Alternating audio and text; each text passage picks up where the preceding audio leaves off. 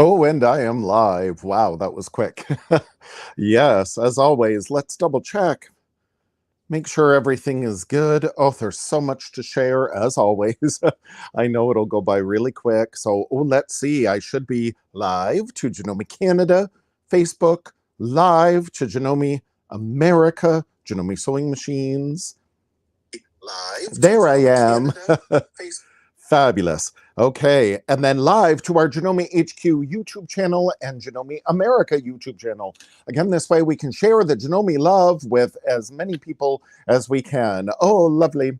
Hello, hello. Oh, Digital Designs by PJ. Hello, is here from Ohio. Wonderful. It is absolutely wonderful. And Gwen is here from Whitehorse. Hello, hello. And it's great, because then even though I am Michael Smith, the National Education Manager of Genome Canada, coming to you live from my palatial estate here in Collingwood, Ontario, Canada. I'm about 2 hours north of Toronto.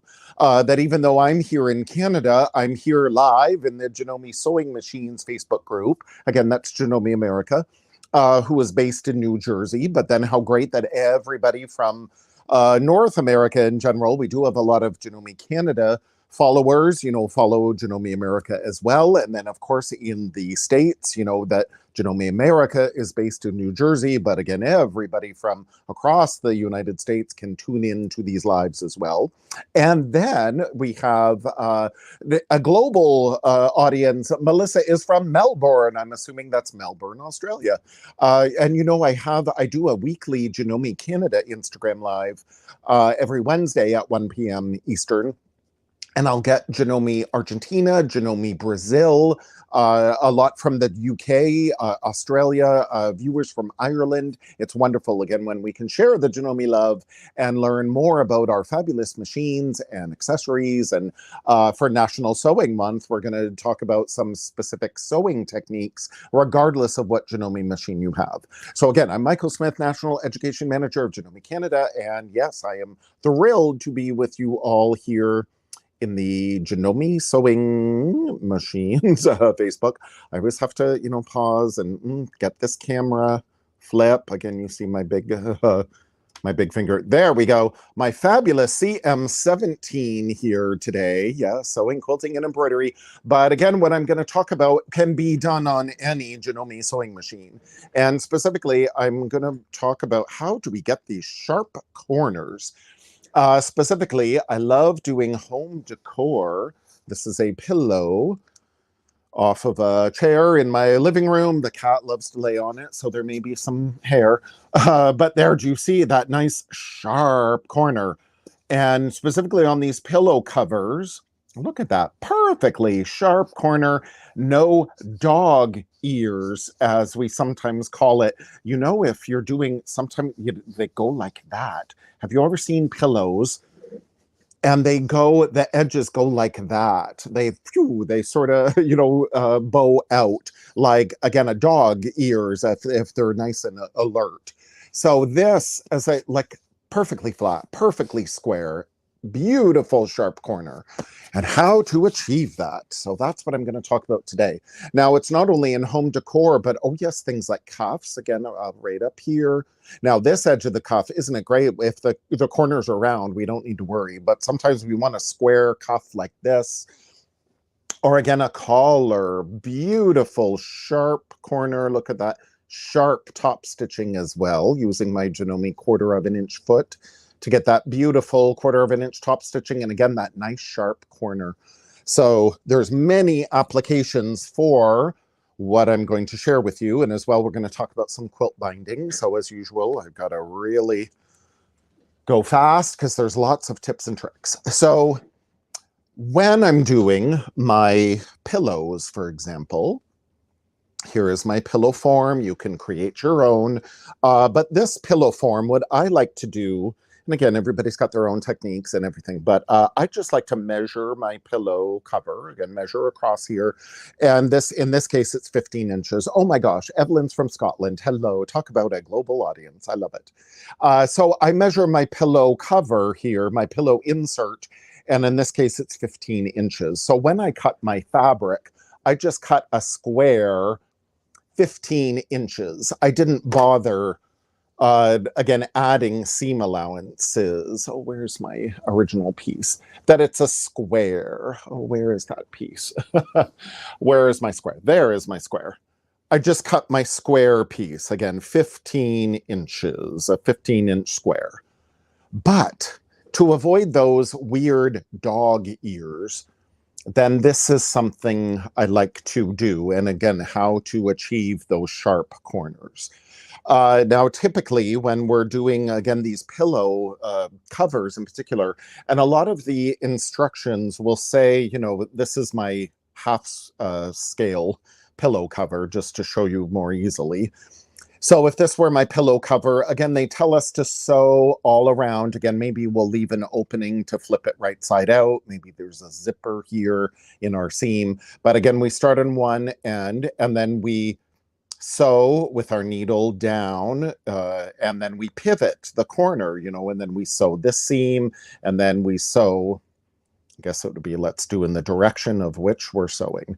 So I would start, whoops, sorry. I would start here and then I would sew and then with my needle down, then I would pivot and then I would sew down and then drop my needle and then pivot and go down to each of the four corners.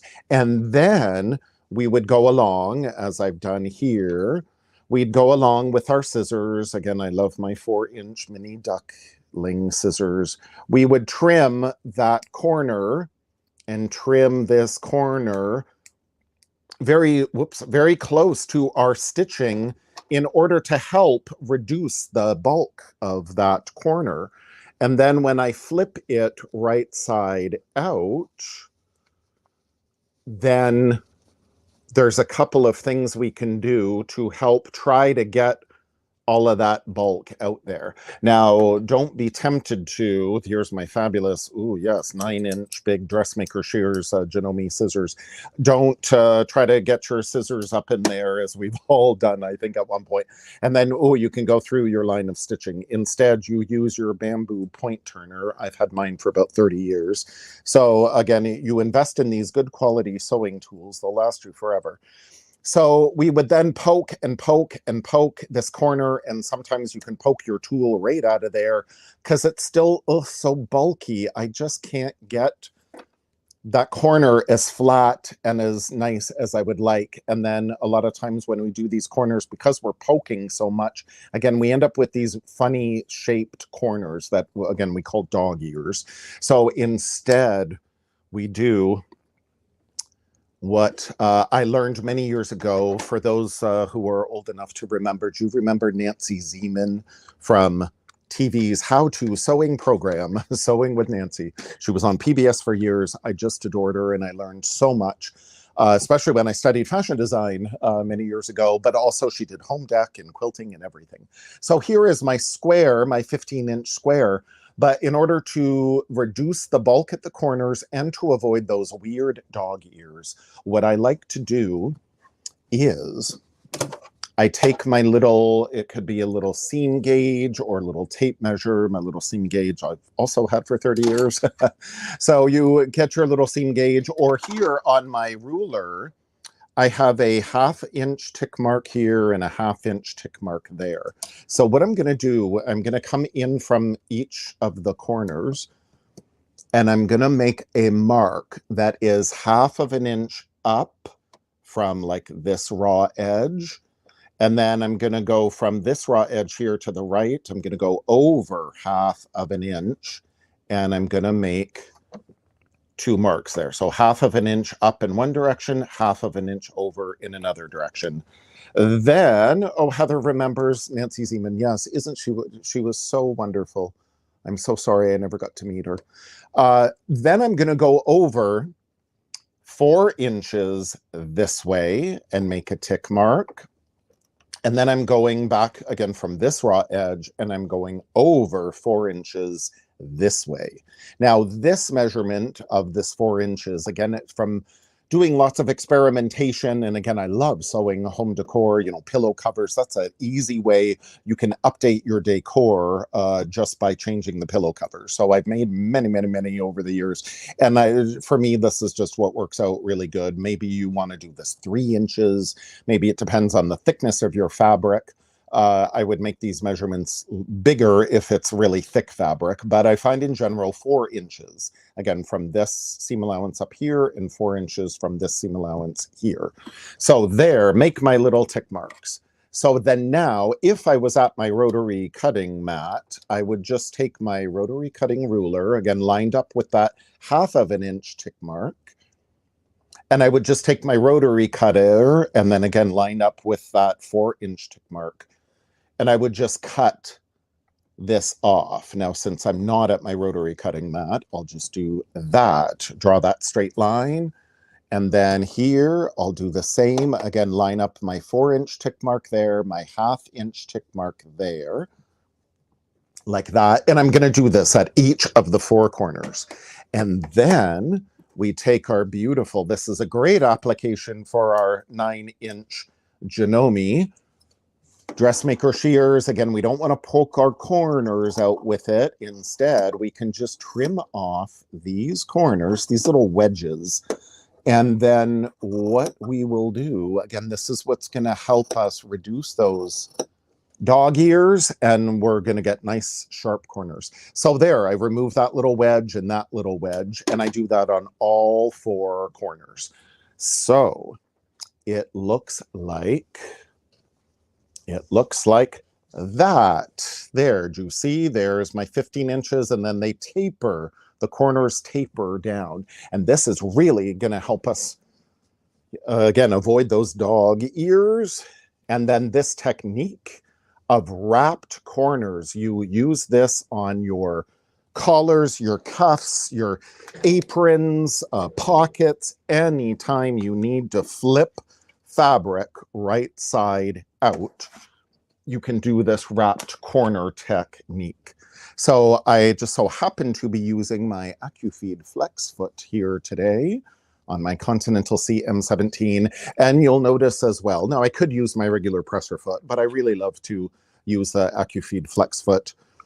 And specifically, we can engage, again, make sure that we engage either the AccuFeed, in this case, or, oh, sorry, that's my feed dogs. There's my, there's my AccuFeed button, boom. And now, do you see it switched to that AD AccuFeed Flex zigzag foot. So that is my regular AccuFeed to engage those upper feed dogs.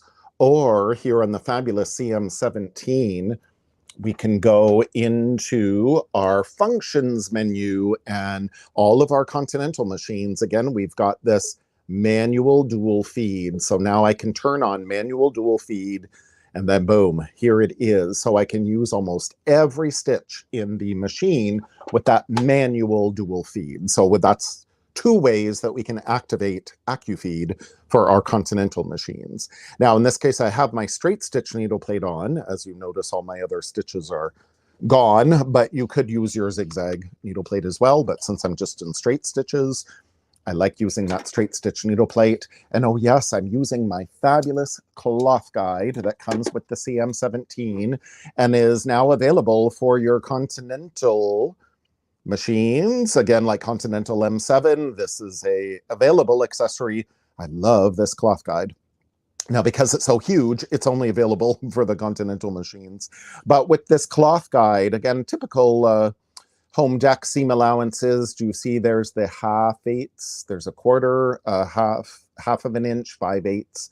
So I'm just going to line this up, that little red mark there, with that 1/2 of an inch, and I'm going to lock it into place.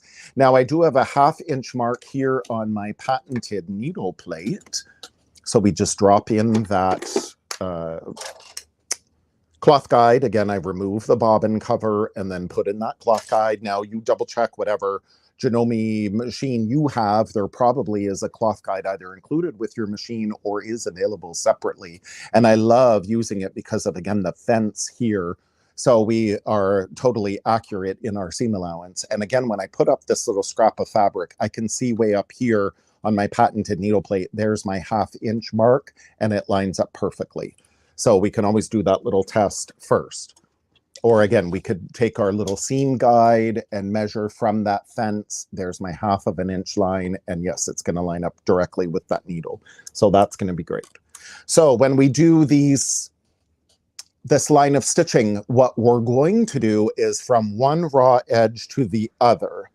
Again, a lot of instructions tell us to go, we're going to come in our seam allowance and then pivot at each corner. But no, we're going to go from one raw edge to the other. And then again, you won't be sewing from the side as I am. But yes, we're just going to butt the fabric along with that fence. And you notice as I get to the area where the taper is, I'm just going to slightly turn my fabric a little bit. So again, that raw edge is right up against there. So it is going to look like, by the time I'm done all this sewing, it's going to look like a perfectly straight line, even though technically it's a little tapered. So there, from one raw edge to another, boom. Now I'm going to rotate my pillow cover, and I'm going to stitch the opposing seam. Again, I did this seam, and now I'm going to go directly across and do this seam. Oh, and my needle came unthreaded, but that's no problem. Boom, look at that beautiful needle threader right live on air. You just follow the instructions and it works. So there we go. Now I'm going to run raw edge from another. So simple, so easy to do. So again, even though this fabric is not in 100% straight, whoops, I just go over and keep that raw edge against that fence of my cloth guide. So super simple. And again, it's a pillow cover, so we don't have to worry about it being 100% accurate, but accuracy is good, especially if this were a collar. Oh yes, we'd want it accurate. So there, I've done my stitching. Now, in order to make this laid nice and flat, again, 4-inch mini duck bill scissors. I cannot sew without them. Now, typical, again, instructions tell us to, again, cut off the corners. But instead, what I like to do, like just cut both seam allowances. Instead, I like to use a garment sewing technique of grading, and that reduces some of the bulk. Again, particularly for collars, this is great. Cuffs. Now, in this case, I'm going to cut. Now, by having this 4-inch mini duckbill, again, at that lower layer, I don't have to worry about cutting into it. I instead just trim that one layer closest to me. And why I did that is then now I'm going to wrap this seam allowance down.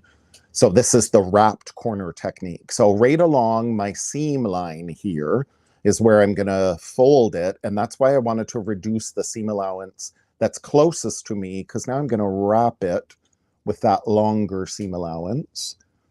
And then right along the line of the stitching is where I'm going to fold that. Again, wrap it, and then put this back in our machine. And before I start sewing, since I'm going to eventually flip this right side out and I want to poke out those corners, what I'm going to do here is take my seam allowance or my stitch length from 2.4 standard. I'm just going to reduce it. It could be 2.0, it could be 1.8. It really depends on the thickness of your fabric. It may not have to be particularly super tight, but the lighter weight your fabric, the tighter that stitch should be. And then boom. And why, again, I'm doing that, why I'm reducing it is because, again, I'm going to poke this out. So I want to make it extra secure. Now, once I pass this corner, I can go back and lengthen my stitch again to the default of 2.4, whatever my stitch length is. Again, we are sewing this nice and fast. We'll try to line it up. Now, something Nancy Zeman said many years ago on her program, and I've never forgotten it. She said she does her worst sewing on television because she's got the camera, she's got a smile, she's got to worry about her hands being in the way. And I must say, oh, Nancy, now that I sew for a living on camera, I understand what she means.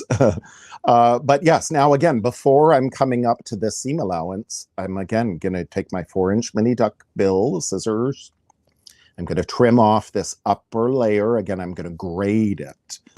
So we're trimming our seam allowances to different lengths. So I'm just reducing the bulk there, flipping over, again, this wrapped technique, flipping over right on that seam line.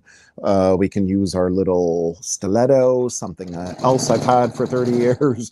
And then boom, so double check with your Janome dealer what sewing tools they have, and they will definitely pay their weight in gold. So then again, now I can reduce, because I'm getting really into my corner, now I can reduce my stitch length again, go really up into that corner, and boom, trim it off.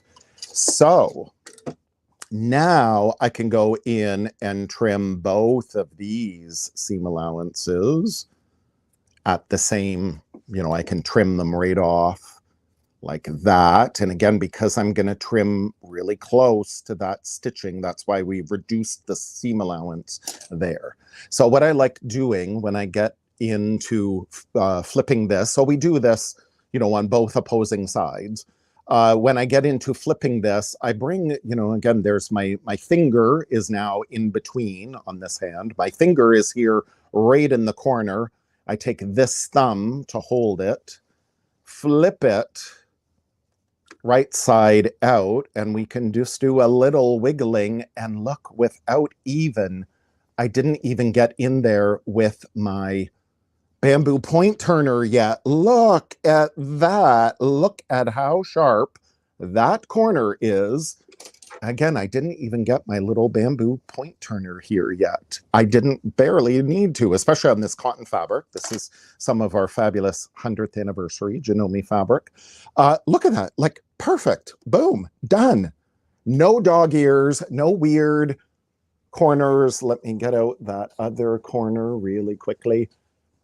And again, I also find then again, as a little tip, when we're turning our corners, again, you get one finger, one thumb in the corner, you wrap your other finger around it, and again, just poke it out so easily. Like you can, encourage it, roll it around a little bit.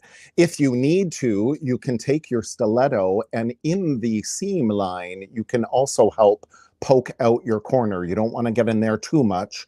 But again, by having the shorter stitches here in your corner, this will help that you can get in your stiletto if need be and poke it out. Look at that. Oh, and Anita said, that's amazing. Thanks for showing this, Michael. Yes, thank you. And again, I have to thank Nancy Zeman for showing me this 30 years ago, and I've never forgotten it, and it works out so well. Look at that perfect sharp corner. And the fun thing, when I do my pillow covers here, I don't press like this seam allowance. I don't press it because, again, I like it to be nice and full and lush. And this is why I don't add seam allowances to my pillow covers. I just make them the same, sew them with the same dimension. Typically, I'm sewing with a 1/2 inch seam allowance. So my pillow cover ends up to be about 1 inch smaller than my pillow insert, but then that way my pillows are more full.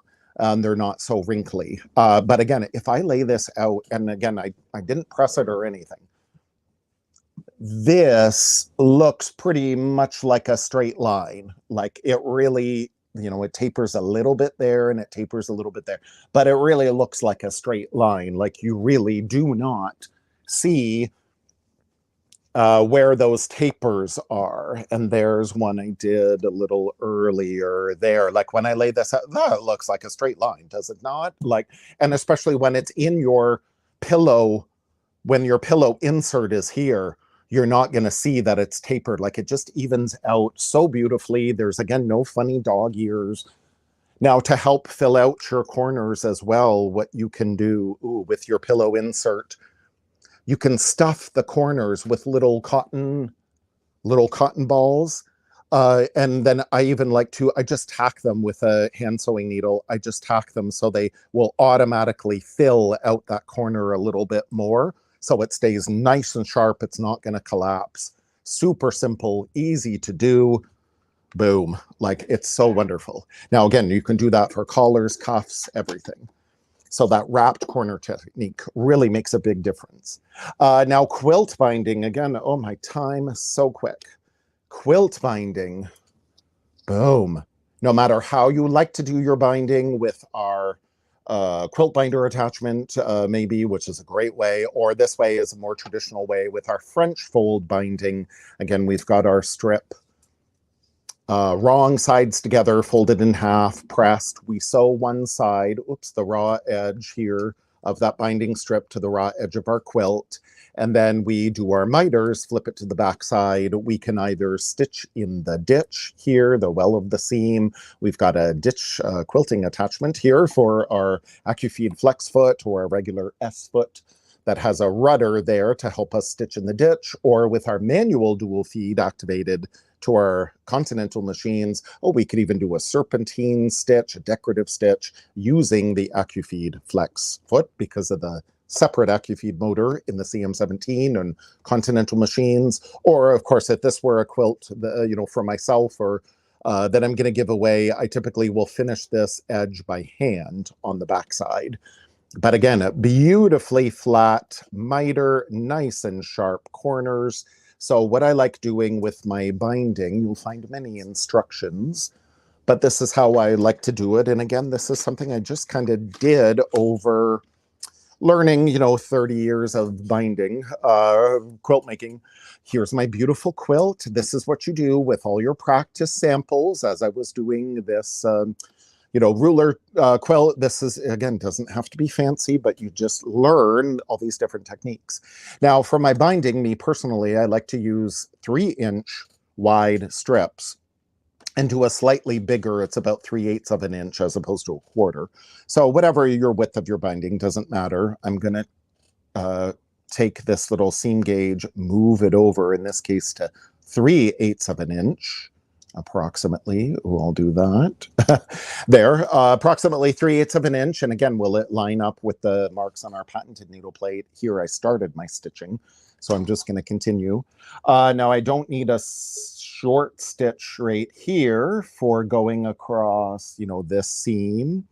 So we're going to stitch our binding down as usual. Now, before I get to the corner, what I like to do when I'm going to get into that miter, I can either, with my little seam gauge, measure, again, what is my seam allowance here? From the raw edge of the quilt, I can measure up on the binding and put a little tick mark, a little pencil mark, or whatever I need, like right there, in order to indicate that's where I'm going to stop sewing. Instead of that, what I like to do is fold back my strip as I'm going to do the miter. And I fold this. I want to keep this raw edge of the binding in line with this raw edge of the quilt. So I fold it up. Again, this is how I sew it on. Then I fold it here on the 45 degrees. This is one, straight line, straight line. And then I make a crease mark here. And then there, I hope you can see that little white line, is where I indicated that's where I'm going to stop sewing. So I'm going to stop with my needle right on that line. Boom. And then I'm going to cut my threads. And again, I'm going to pivot and flip up this strip. So again, then this raw cut edge is in line with my quilt there. I'm going to fold this back, and then I fold this binding strip, back this way. The fold of my binding is up here at the top. Raw edges are aligned here. And then I'm going to bring this back. Now this 2 is where I want to shorten. I'll just go down to 2.0 again, shorten my stitch length. Oh, wonderful. Sharon says, that looks amazing. Wonderful tip. Excellent. Thank you. This is exactly why I love sharing the Janome love as much as we can do. So then here I'm going to line up that edge. And then again, I want to do a shorter stitch length here because I'm going to trim my seam allowances a little bit. Once I get past the corner, then yes, I can go back to normal, and boom, there we go. And boy, the time just flies, doesn't it? So there, cut that off. Now what I'm going to do to reduce the bulk, I separate, here's my quilt, the red, there is my batting, and my red is my quilt. The black, I don't know if you'll be able to see. When I fold back my binding, do you see this little, it's a little triangle right here. So again, I take in my 4-inch mini duckling scissors and I cut in along this way, boom. And then I cut, again, there's a fold there, and I cut, whoops, and I cut that off, boom. Again, on the under layer, the underside, the top layer is still fine. So that reduces some of the bulk. Again, there's this little triangle. It's these 2 extra layers of fabric. They don't need to be in there. So I can trim that off. Now I can also reduce the layer here. I can trim these 2 layers off. And then again, now my little corner is gone. I trimmed off these. I'm going to leave this though. I definitely want my batting and my quilt. I don't want to trim that corner because it's going to keep my edge of my batting, edge of my binding nice and sharp. And again, when I fold this out, boom, and fold this to the back side, and again, there is the miter, and I pull this out and fold this to the back side there. And again, this is where I would press this and I would press that, but there, boom, look, beautiful, nice and sharp. And again, on the back side, we wrap this binding over, and this is why I like bigger binding, because then again this edge is bigger. It passes that line of stitching, so this is where I could use that ditch quilting foot, or I could do a decorative stitch, or I could do this by hand. But again, even on the back side, as I fold this over, like, look at how beautiful, sharp that is, and mainly flat. It is a flatter finish on your binding.